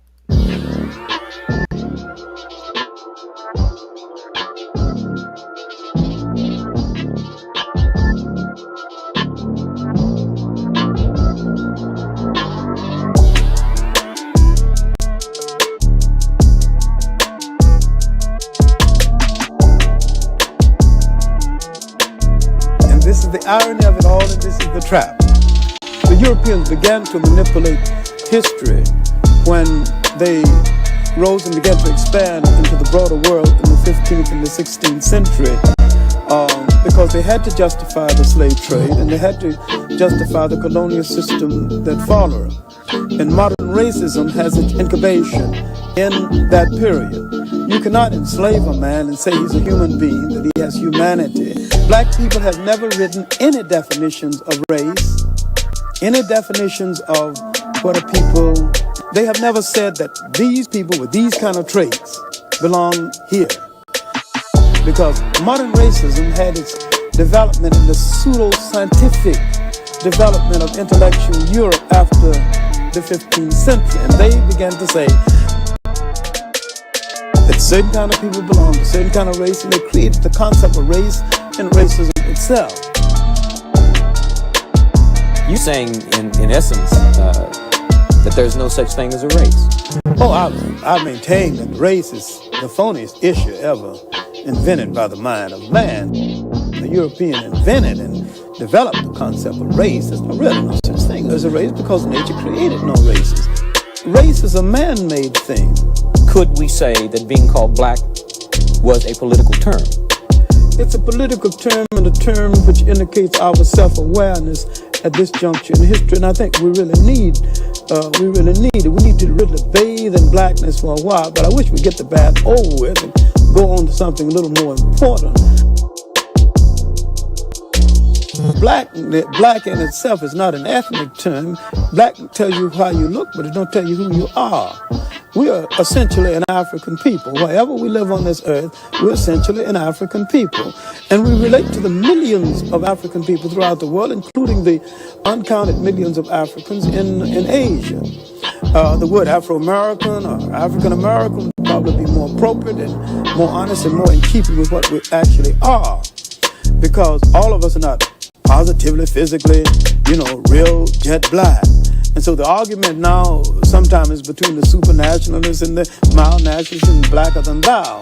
When blackness is a state of mind, a state of attitude, a state of approach to things that can exist in almost any of us, including from the blonde black person to the jet black. And the jet black can be traitors, and they can be patriarchs, they can be a whole lot of it. See, we've been everything in history from saint to buffoon. We are complete people, and we need to start looking at ourselves as a complete people. And I think that once we convinced ourselves that we're black and beautiful, we'll stop saying it and just go ahead and be black and beautiful and release a whole lot of energy for more important things.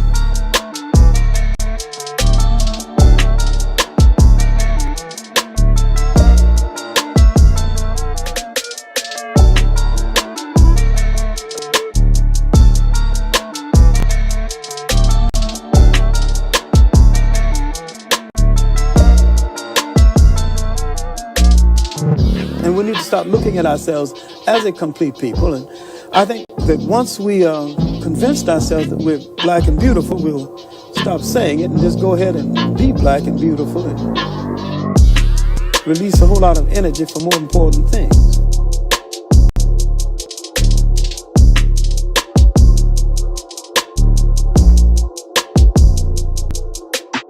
Could we say that being called black was a political term? It's a political term and a term which indicates our self-awareness at this juncture in history, and I think we really need it. We need to really bathe in blackness for a while, but I wish we'd get the bath over with and go on to something a little more important. We need to really bathe in blackness for a while, but I wish we'd get the bath over with and go on to something a little more important.